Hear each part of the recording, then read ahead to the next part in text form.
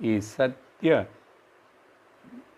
వస్తువు యొక్క గ్రహణం, అండర్స్టాండింగ్, తెలుసుకొనుట మెలకువలో చేయాలి.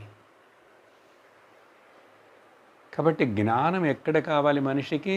సమస్యలు ఎక్కడున్నాయి, ప్రాబ్లమ్స్ ఎక్కడున్నాయి? మెలకువలో ఉన్నాయి. కల ఎవరికి ప్రాబ్లం కాదు, నిద్ర ఎవరికి ప్రాబ్లం కాదు. కానీ ఇప్పుడు ఏం తెలుసుకోవాలి?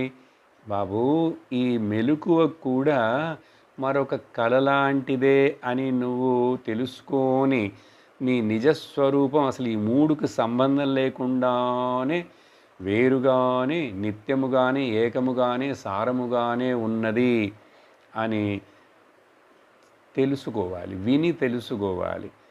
ఇలా తెలుసుకుంటే ఈ మూడు, శాస్త్రం ఏం చెప్తుందంటే మూడు కళలు అంటుంది.